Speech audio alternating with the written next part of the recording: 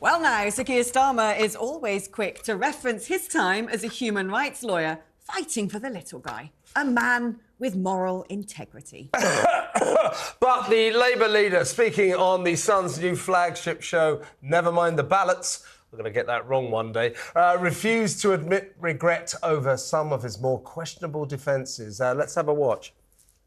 Al Fawaz, Al-Qaeda's spokesman in the UK, wanted in the US for helping to plot with bin Laden. You tried to stop him being extradited. You're giving different examples. The principle is exactly the same. No regrets. Lawyer gives legal advice. Heads hit the pillow one night. You've never thought, oh, I wish I hadn't done that one. Well, look, lawyers represent clients. Doctors treat patients. The fact a doctor treats a patient doesn't mean the doctor agrees with what the patient's beliefs are. And we're still joined by political journalist and founder and director of Simple Politics Tatton Spiller. I don't know if you watched the show last night. We should have told you to, actually. But if you didn't, he talked... you can watch it on YouTube all now, sorts of policies. One of the things that Harry Cole, the Sun political editor, pressed him on was that old favourite, have you ever taken drugs? Yeah. He refused It's to... like an admittance there. No, I wasn't asking you. Today? You very quickly just went, Have you got any? No, that's a joke, folks. Seriously, he refused to deny that he'd taken drugs 7 times, but he did concede, I had a good time at university. Why don't these people say, look, he's from a generation. If he said, look, when I was at university, I did a few lines of coke, I smoked a few spliffs, that's normal. You know, why do they deny it? Let's just have a look at Keir in full denial or denial-ish mode.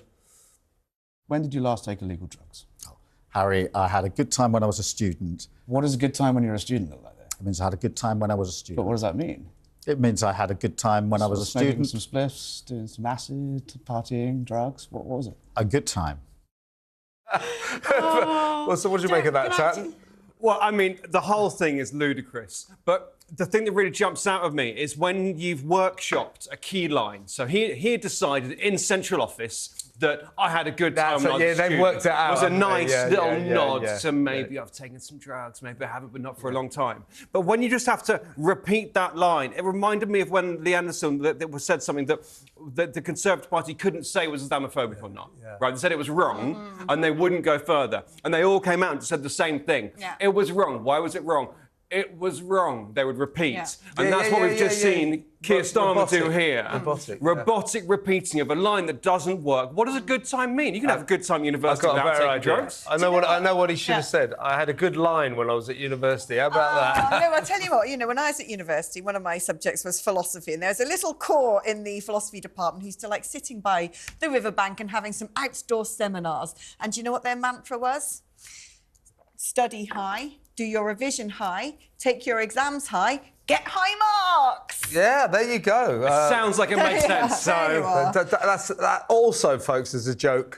Just say no. Remember that. Remember that. Drugs are bad for you. Now, what isn't a joke actually is this sort of. I think one of the Conservative ploys against Sir Keir Starmer is going to be looking at his time as a human rights lawyer and some of the people he's defended, both terrorist or now proscribed organisations and people with some pretty dodgy connections. I think fair to say when you're a human rights lawyer, it's not necessarily a moral assessment of one's character when you defend them. It is a legal mechanism that everyone deserves some defence in law. But to the average person out there who doesn't want to sort of regard the nuance, it could potentially be quite harmful to Sir Keir Starmer if they suddenly come out of a roll call of all the ne'er-do-wells that he has been seen as part of his career to have been serving.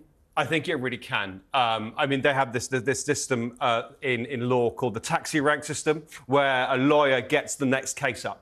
Right, you're defending this person, they're the next one up, and off you go. You do not choose. Now, when you're senior, like you did get, you can choose a bit more. But as a junior lawyer, you take whoever and you defend whoever it might be. Telling the public that's how it works is going to be a really hard thing for Keir Starmer to do. Well, he's also getting that narrative across. That those clients were taxi rank and not picked. But I think that what he was just saying about a doctor, I thought that was a really good line in the interview from last night. A doctor doesn't necessarily agree with the person whose surgery they've just performed. They've got them back on their feet, but they're not liable for anything they do once they're on those feet to go around. And every single human being is entitled to a legal defence. Yeah. By the way, Starmer also refused to confirm that he would stick to the triple lock. I mean, he said he hoped to, but circumstances may change. So I don't think that was a particularly encouraging message for pensioners. And he also kind of warned that taxes could well go up under his administration, which, given the level that they're at now, again, bad news for voters. I mean, I quite admire his honesty, but there are messages there that won't do him too well, will there? I think, you see, what infuriates me about Sir Keir Starmer is that his lack of honesty. While you admire his honesty, and I think that's great, I find that he won't tell people what he wants to do. He won't tell people what he believes in. He said last night really clearly that he does not want, he won't rule out, but he doesn't want tax rises for working people.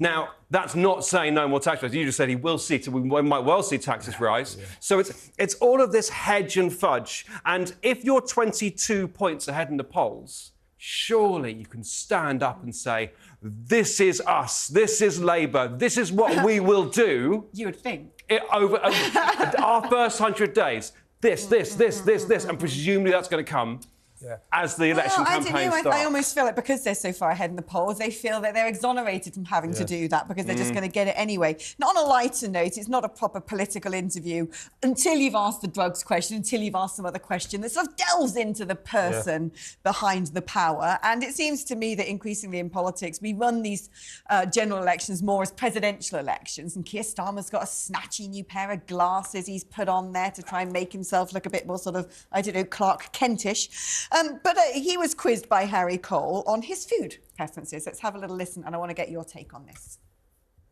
What is your favourite crisp flavour? Salt and vinegar. Always Very has good. been, always will be. Curry order. Well, I'm vegetarian. Right, but they can do... So, chana masala, vegetable curry, something Do you like that. share your curry, or do you hoard it like Smithy? We share it. My wife's a vegetarian. My daughter's a vegetarian. Our son is not a vegetarian because when he was 10, we said, you don't have to do this if you don't want to. Sounds complicated. So he'll have a lovely chicken curry alongside our vegetable curries. But yeah, we share it. I like the sound of Keir's son. No, I was going to say... Let me tell you, he has lost my vote. I absolutely hate salt and vinegar crisps. To me, this just says salt and vinegar, very normcore, very boring, which we kind of know Sir Keir Starmer is. But I'm afraid if you want to throw some red meat to the red wall, you're going to have to go for the chicken vindaloo, right? Well, yeah, but not if he's a vegetarian. Well, I know. Should we just have a look at him backing up? You won't often see this. This is Keir Starmer supporting Angela Rayner. Angela Rayner, of course, in trouble amid allegations that she avoided capital gains tax on a sale of a house of hers up north. So let's have a look at him leaping to the defence of his loyal deputy. Angela's explained herself. She's taken legal advice and tax advice. Are you going to publish that legal advice? Assured. Well, look, that's a matter for Angela. But look, of course I believe her. But her neighbours say she's lying. They're on the record saying it's not true. Well, look, Angela's explained herself. She's taken legal advice and tax advice.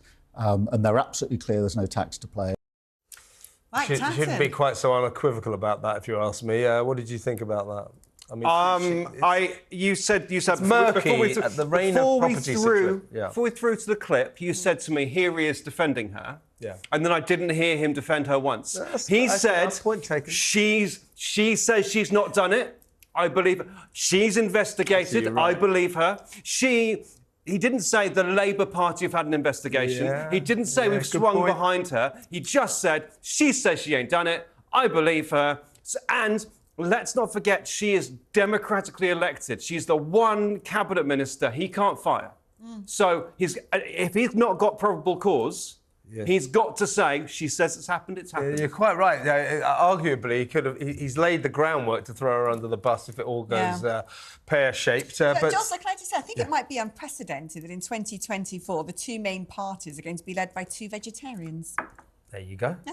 Yeah, we're winning. I'm vegetarian. So, there you go. Oh my gosh, I'm surrounded. Anyway, by the way, I want to ask you. Actually, we haven't really got time, but you mustn't dislike people just because they're vegetarian. I can dislike people for all sorts of arbitrary reasons. You do. Okay, meat.